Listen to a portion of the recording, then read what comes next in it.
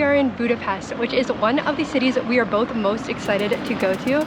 We're gonna be here for 4 days exploring everything. I personally am excited to go to the baths. I've been wanting to come here since we went on study abroad to Europe in 2021.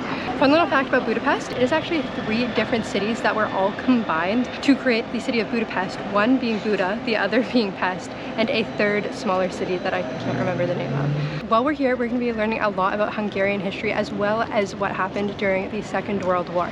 So if you wanna see that, make sure that you subscribe and keep watching while we go explore Budapest.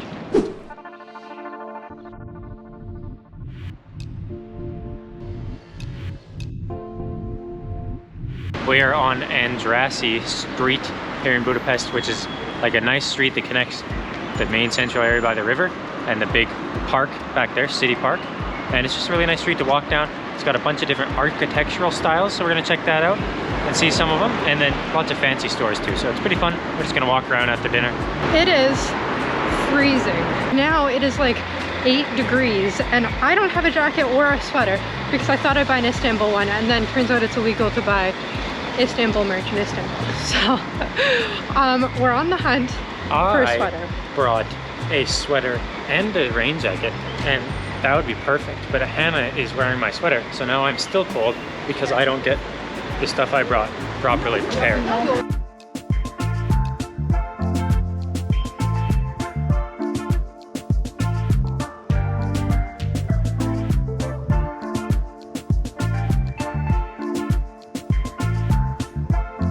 So when we were in Prague, we got these like cone pastry things, and they filled them with ice cream or cream when we were there.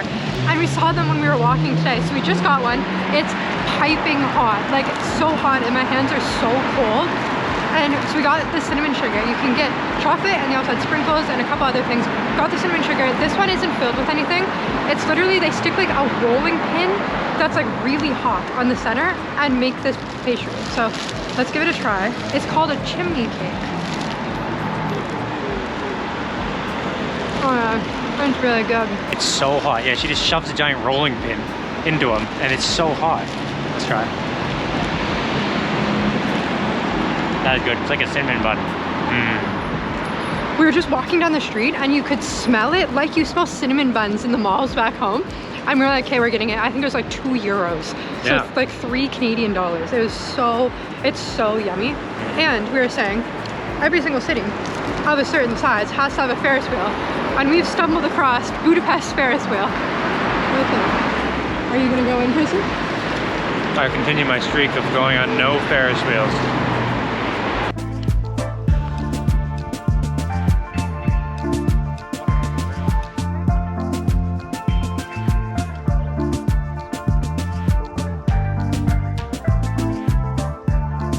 We are getting our first Hungarian meal. We got goulash, which Chris and I both have heard of before, but kind of just in reference to like Eastern European countries. I've never seen what it is, and it looks a little bit like Indian food in my opinion. It looks really good. I got mushroom and Kristen got beef, and then our waitress told us that they usually eat it with noodles as a side, so we also got some noodles. It looks so good. Kristen and I never come to restaurants, so we're so excited. Yes, and this place was highly recommended. It's very cool. Good atmosphere. First bite, I'm gonna get some of the noodles. It's not really noodles, they're more just like they look kind broken of like noodles. Okay, mine is much. Oh wait, I already said that. Oh, it's really yummy. Really good. Really, really yummy. It's like a nice hearty, soupy taste. Very like meaty, savory. Delicious. Mine really tastes like Indian food. Like because of the mushrooms, it tastes like, it almost tastes like a less like rich spice like flavor than the mushroom masala that it had in Georgetown. But it's so good. It really makes you think of Eastern Europe. Hearty and nice, warm and noodly. And mine's very meaty. It's really good. Goulash. And it's a cold day outside, so it's really what you need. A nice warm restaurant with some warm, hearty, traditional Bulgarian food. No, traditional Hungarian food. We're hungry now. Behind me is the House of Terrors, and we just got out of touring the museum there. This building was the head of the communist police during the Soviet reign from the end of 1945 until 1956, when Hungary fought for its independence from the communist regime. Inside this building, they would interrogate, torture, and murder enemies of the communist state. This building is now a museum, and through 4 floors, it talks about Hungary's role in World War II and also about the Soviet occupation and communism in Hungary following the war. The museum itself was really, really interesting. It was interesting to hear about Hungary's role during the war and also the history of communism here. And it was very heartbreaking to hear about the persecution of Jews during the World War, but also about the treatment of the Hungarian people following the war. I thought the museum building itself was really cool. It's cool that it was the building that did all the bad things. It's really nicely set up. Like the exhibits are super cool and well done, and each room looks super different and has all this stuff. We got the audio guide for like $8 extra, and then instead of putting any information on the walls, like every museum in the world where you read on the walls, they have like pieces of paper that you can pick up and sort of read, and it's just way too long. Like every page is like a full page of 6 paragraphs. The audio guide's twice as long. So it's like they have these amazing, beautiful exhibits that are so well done, and then they ruin them by either you read 6 paragraphs to understand it or you don't understand it at all. Like, put in a couple boards that you read while you're walking through. So that really messed it up. It was still really cool, and you learn a lot, and I like the museum. But they just took one weird misstep that actually makes it a lot worse. But like I said, it was still interesting to hear about life in Hungary during communism, just like we learned about in Czech, and it was interesting to hear their perspectives on the genocide and how genocides come to be, like we learned in Cambodia.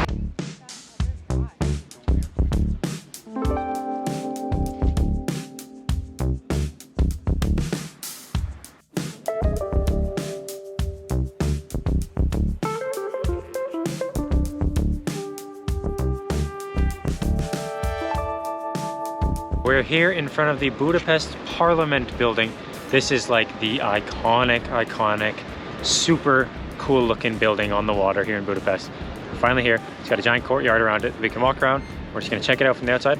See what it looks like. It's stunning. So this building was constructed in the 1800s, back when Hungary was part of the Austro-Hungarian Empire. And it houses the Hungarian crown jewels, which are guarded by guards with sabers, which I didn't know what it was. What is it, Kristen? A sword, like a pirate sword. So, very exciting. There's a lot of guards around here, and coming from the House of Terror, it is a little freaky. You know how I feel about people with weapons.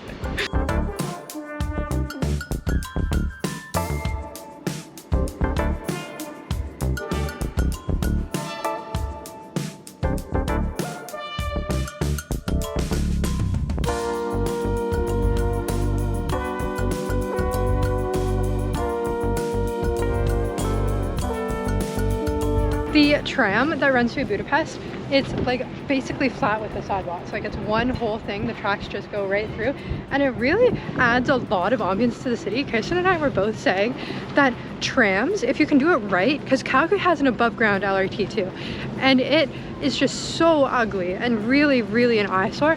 But trams, these cute little trams, if you paint them nice colors and you make them that like iconic, like think of like the San Francisco trams and that sort of thing, like it can be really well done and add to the culture of your city. And they're very practical, because tram's perfect. Just hop on quick. It would be a 20-minute walk, but it's like a 5-minute tram. When they're done well, they're so awesome. So cute, and it's just like so photogenic. Like I've just been taking so many videos and pictures of the little trams. This next monument we're coming up to is called the Shoes on the Danube, which commemorates the 3,500 victims, primarily Jewish people, who were killed nearing the end of the Second World War by Hungary's fascist and Nazi sympathizer party. They were called the Arrow Cross Party. We learned about them in the House of Terrors. They were basically, like I said, they were just agreed with the Nazis' political views. So in this memorial, the artist created a bunch of pairs of shoes and stood them along the embankment of the Danube River, because when these people were brought to be executed, they were asked to remove their shoes before they were then executed from behind and fell into the river.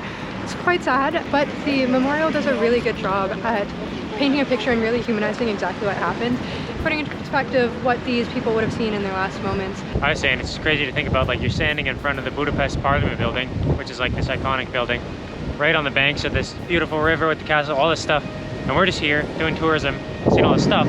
But like, back in the day, only 80 years ago, they were lining people up to kill them right here on the river in this area that we're in, that is now so nice and beautiful and free and a tourist hotspot. But it was like there had been patrols in the streets and hunting people and a total reign of terror and just murders right here, like outright murder on the street. So crazy how things changed. It's really weird to think about.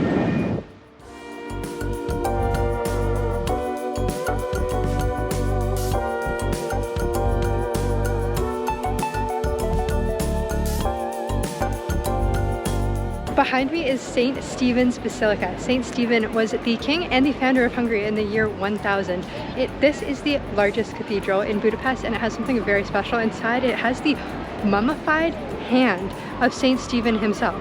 So this is the synagogue here in Budapest. It is the second largest synagogue in the entire world, and it is the largest one here in Europe. We were gonna go in and we were gonna check it out, but it cost $40 per person to go inside, which is a lot of money. And we just thought we're gonna spend a lot of money on attractions here in Budapest, and we haven't been to the castle yet. We haven't been into the Basilica or into the Fishermans Bastion. So we are gonna save our money on this one because it's just literally like twice the price of everything else. It looks very beautiful, and I'm happy that we got to see it. It's clearly a very important piece of Jewish architecture, and it is very beautiful.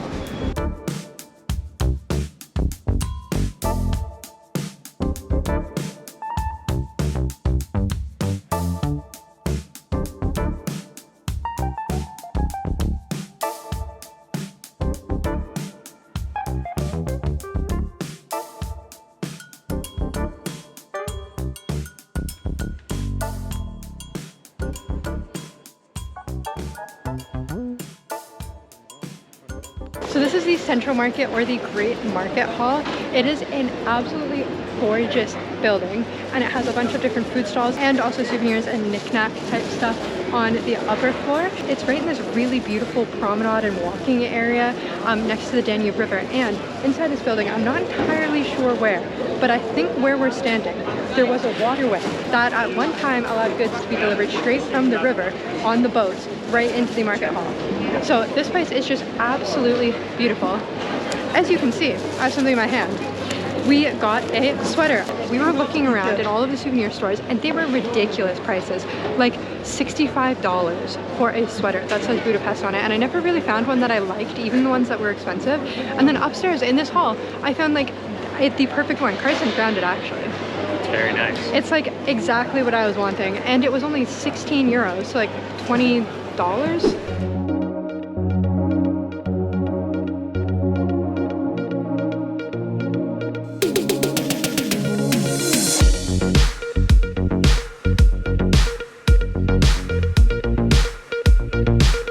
We just got off the subway to the Buda side of Budapest. It's our first time here. Today we're heading to the Fishermans Bastion, the Matias Church, and the Buda Castle.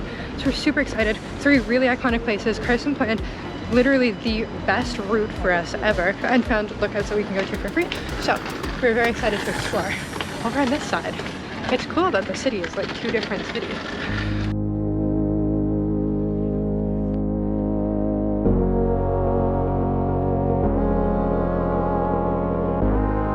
So these are the Buda Castle grounds, and you can walk all through here for free. On these grounds is, like I said, the Matias Church and the Fisherman's Bastion as well. But it's like a tiny little city in here. It's got like walls and gates and everything. Like, it still looks like the castle complex it once was. It's so cool.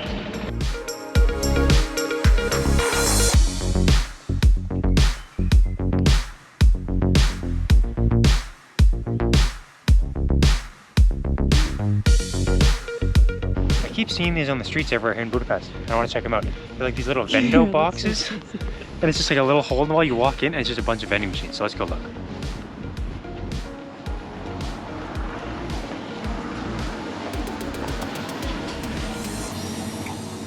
It's pretty cheap.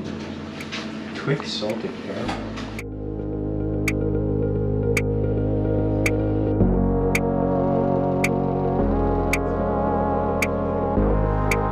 So this, right there, is the Matias Church. It is gorgeous. Look at all the detail in the statues here. Like, look at this. Look at that. So beautiful. Obviously, it had to be under a little bit of construction though, like everywhere we go. So still on a 100% construction streak.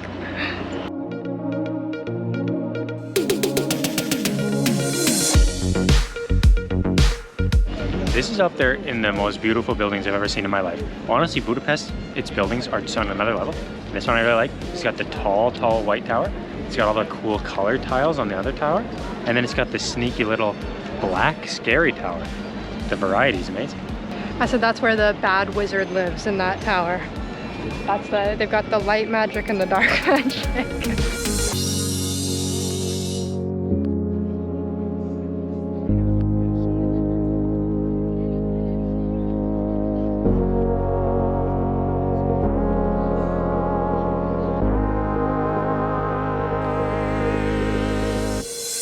So these grounds here outside of the Matias Church are what's known as the Fishermans Bastion. It was built in the early 1900s to commemorate Hungary's 1,000th year anniversary, which is insane.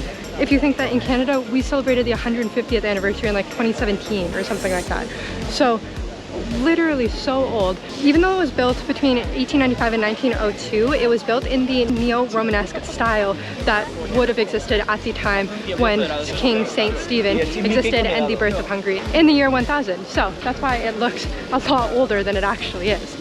Even though it is called the Fisherman's Bastion, at the time of its creation, the bastion were no longer built for protection purposes, which was interesting, the timeline. Obviously, hindsight's 2020. It was completed in 1902 before both of the world wars. So that was just funny when I was reading about it.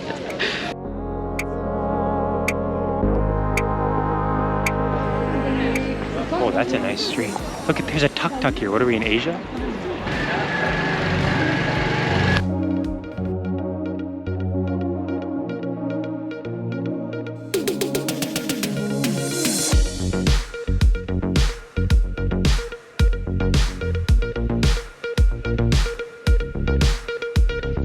Now we are on the grounds of the Budapest Castle, which is the giant castle overlooking the city that you've seen in the background of some clips. And you can just walk all around it on the grounds for free, which is awesome. And it's super gigantic. There's a lot of construction, but hopefully around the grounds there's not as much. Yeah, it's just gigantic. It's not as fancy as the Fisherman's Bastion, but it is huge and pretty cool.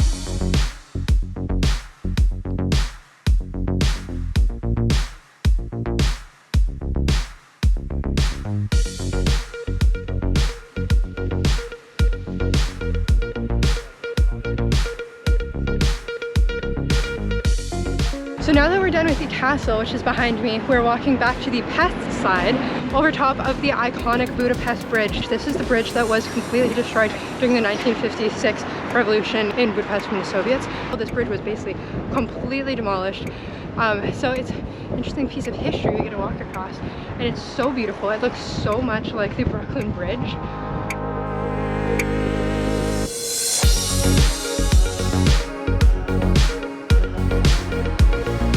We finally come to get some food. We ate oats in the hotel room for breakfast this morning.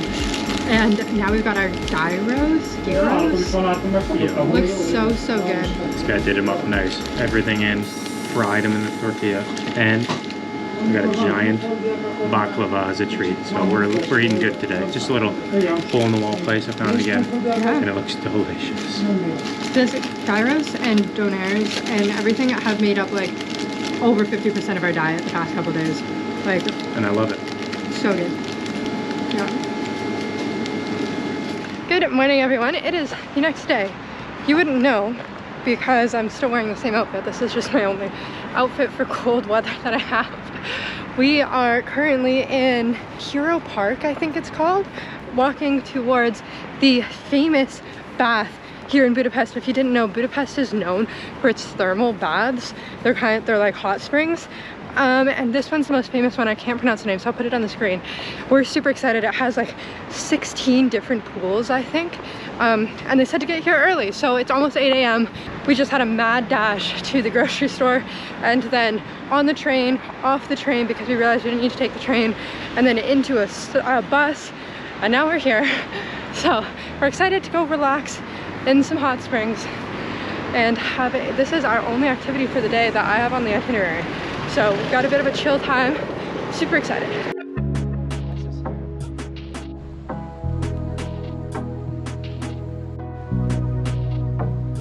Oh yeah, we are here in the Szényi Baths, the most famous iconic baths here in Budapest. And there's a bunch of giant outdoor pools with this awesome architecture. It's in the middle of a beautiful park too. It's like the most famous baths by far. So we're gonna check it out. They're all hot baths with cool stuff and hot and cold everything. Looks awesome. We came here early so it was less busy so we could get some cool videos. Let's see.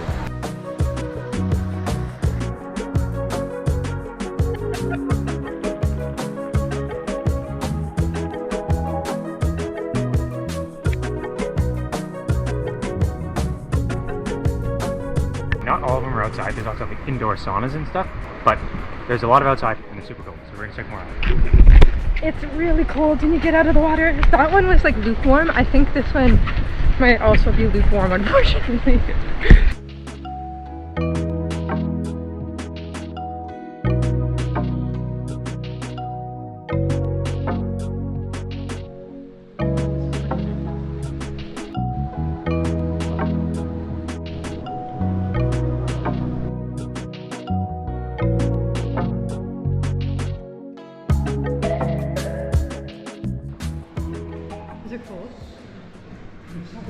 So Carson's been looking for the names, and we stumbled upon this pool, and it's freezing cold. And then this nice man came and said, you do this one, and then this sauna.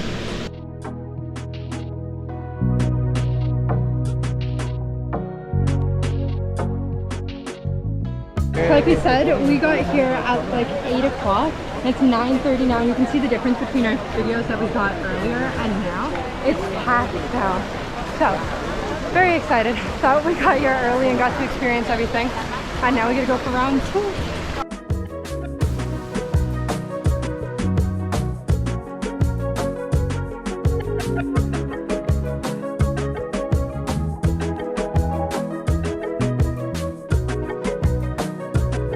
So we just got out of the spa. We spent like 5.5 hours there. It was so fun. I really liked the hot outside pool, and I really liked the little things spewing water out, and you could like get a massage on your head and shoulders outside, and the outside was so pretty. And then I also liked the hot and cold pools that you go back and forth between, and going in the really cold pool and then into the sauna. It was so fun. I didn't expect to spend like well over 5 hours there, but it blew me away. Yeah. Such a fun experience, totally worth it. The time just like blew by. It was crazy. And we got there super early in the morning. Like we were there at like 8 a.m. and by the end it was so busy. Like around 10:30 it started really filling up, and then when we left at around 1:30 it was so full. So definitely worth going early, and it's cheaper to go early. So that was awesome. But yeah, it was the best thing ever, and they were all like fancy, mineral-y baths. It was so fun to just sit and relax in them. Like such a good break from all the crazy tourism. So that was like the best day ever.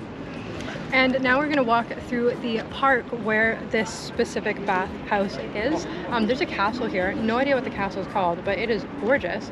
We're gonna wander through this park and then head home. We're really tired, even though all we did is lounge in baths all day. We woke up early to get there early. Takes it out of you, relaxing.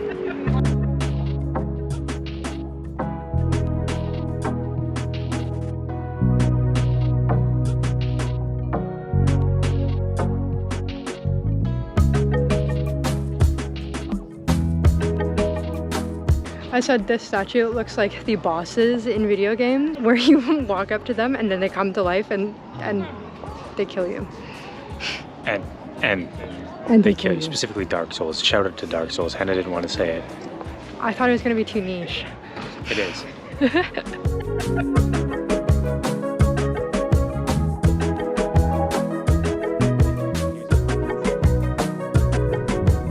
All around Budapest, there are these tiny statues that are sculpted by this famous sculptor. I'll put his name on the screen.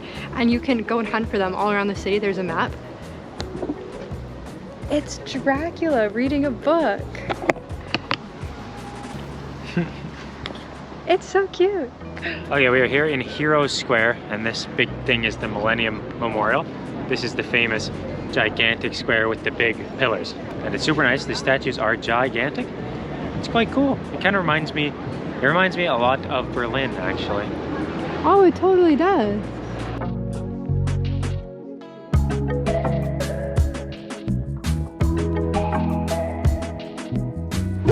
We have one last thing to do here in Budapest.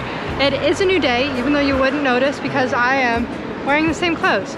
But that's because, like I said before, I don't have a jacket, so this is my only warm outfit. You can see what we're doing behind me is the tram, and one of the really cheap ways to see the beautiful Budapest skyline is to take the number 2 tram. It runs along the river, which a moment ago you could see behind me. So that's what we're gonna do this morning, and then we're gonna head out to Margaret Island, which is an island in the center of the Danube River between Buda and Pest. And then later tonight, we're taking a river cruise. So that's what we have planned for today. Okay, we're here in the Great Market Hall, and I really want to try the goulash soup because it's like famous and it comes from Hungary. It's an iconic dish. So I got it here. It looks super good. It's just like carrots, potatoes, and meat. And it is so busy here. Like the line is just all the way around the little stalls where they just pour them out to you. And there's no seats anywhere, and you just have to walk through this crazy market with a bowl of soup in your hand. We're sitting on a stairway to eat this. Very exciting. Gonna try it. Oh, that's very good. Very good. Kind of hard to describe. It tastes like soup and meaty, chili stuff. It tastes exactly like it looks. Really delicious. Nice and warm and hearty. So we finally made it on the tram. The tickets were 450 Hungarian whatevers, which is like $3.60 Canadian for 2 tickets. So Kristen and I both get to ride this really pretty tram and look out the windows. It goes along the river and you get to see everything. So we're super excited. Especially now that we've seen everything in Budapest. This is like a nice little recap of everything we've already seen.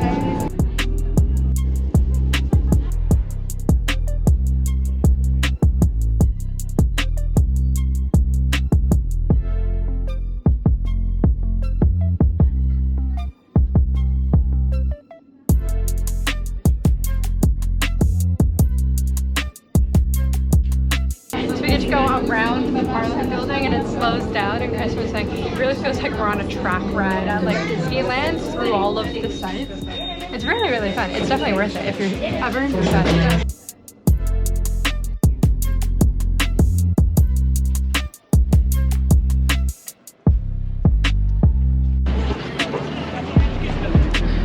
There's some kind of race happening and crossing. We had to cross the street and they were all running. It was an absolute nightmare. It's thick. You can see in that video like how thick it is. There's no gaps in traffic, and there's 2 people in high-vis vests that are like I don't know what they're doing, but then the light changed to green, so people went to cross and she was blowing her whistle at them, like at the pedestrians trying to cross. So I don't know what she was doing. Eventually we just ran when there was a break, but now we're on the bridge walking to Margaret Island, like I said. Wish we had bikes.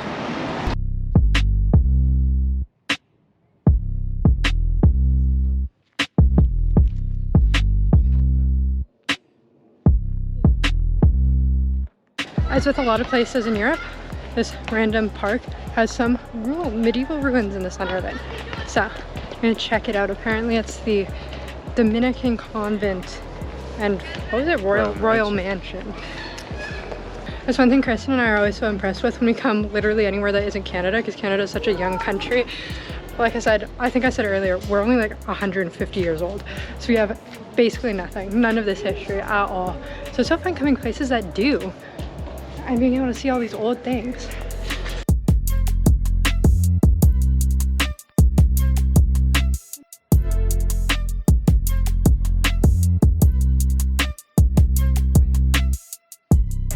Taking a photo for Nana. Whenever we see the best flower displays, we better take photos and send them to Nana because she loves the flowers. So you would have got a picture of this already, Nana. So we are getting langos or lagos, which is fried dough, which is famous here in Hungary. And we were just walking through the train station and we found this super place with this lady who's making it for super cheap. It's very authentic. We're gonna try it out. It's literally just fried dough with some cheese on it. Amazing. So here it is. It is literally a fried dough with cheese and garlic sauce on it. It just looks unbelievable. Here we go. Oh my god. That is so delicious.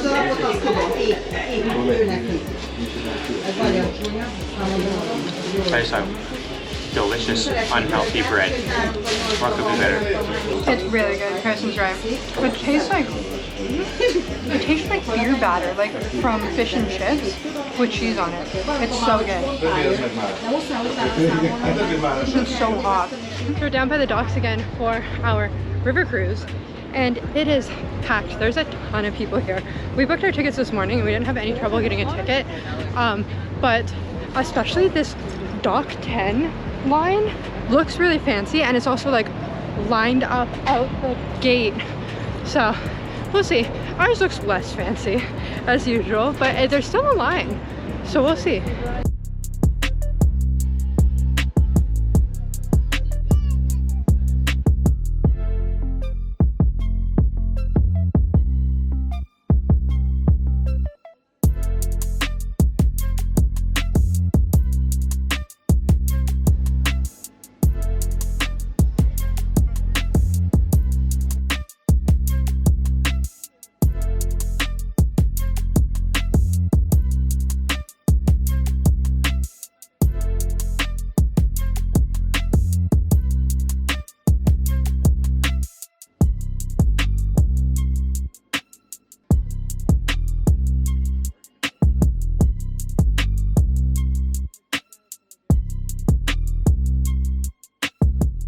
So we finished our cruise.